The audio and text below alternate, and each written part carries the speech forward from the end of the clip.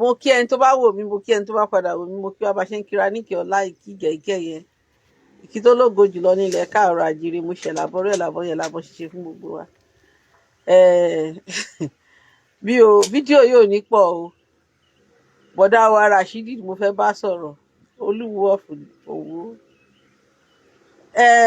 Ẹ ní pé àwọn kan ń pè yín ní àmúgbó, pé wọ́n gbọ́ máa púùfù ẹ̀ ibi tẹ́ ti mú gbó.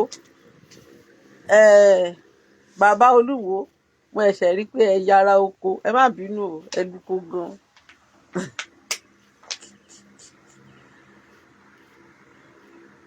Ṣé àwọn tó ń mugbó torí wọ́n pé pọ̀ burúkú burúkú?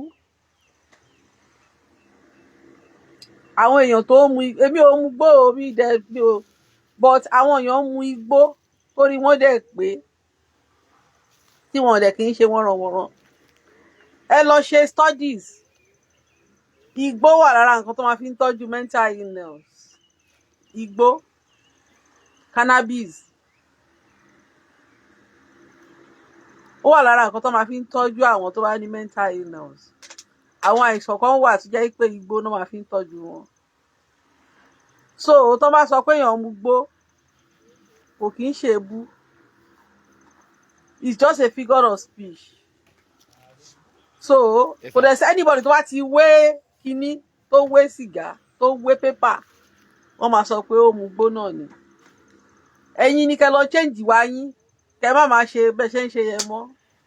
Ẹ má sọ̀rọ̀ ayín di content creator. Kẹ́ náà behave bí àwọn ọba àgbàlagbà. Tọ́lọ́run bá fìyàn sípò àgbàlagbà kì í ṣòro bí èwe. Ṣe rí gbogbo àwọn tó ń ṣe àlẹ́ àkúbàrù tó ń fi ní ìwò yẹn tó ń hèlì yín, tó bá dé yín wọ́n máa fi yín ṣe ẹ̀yẹ.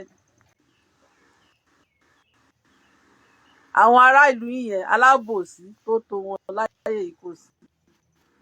Especially bàbá kí ló rí bàbá níbi ojúládé àbí kí ló lóun jẹ yẹn. Tó bá jẹ́ family ní àwọn tí ń flag show yìí. Tó ẹjọ́ ṣé mo ṣì wà audible, ó lè wọ́n ti ń flag show. Tó bá jẹ́ bí yín ẹbí yín ni níbi ojúládé bàbá òṣì yẹn, ó máa ti call yín to order. But it's encouraging you to be creating nuisance on social media. Ipò tó highest láyé òun ni ipò ọba. Kí lọba ń wá kiri tọ́ba tún wá sọra ẹ̀ di content creator. Ọba tó sọra ẹ̀ di content creator. Ó dẹ̀ fẹ́ máa gba iyì lórí internet. Wọ́n ní you can't eat your cake and have it. That's just it.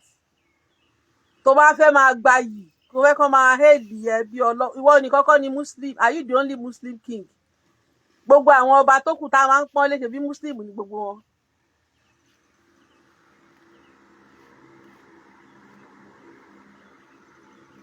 Àwọn ọba Muslim pọ̀ náà. Ó dẹ̀ wọ́n ti attack post mi o.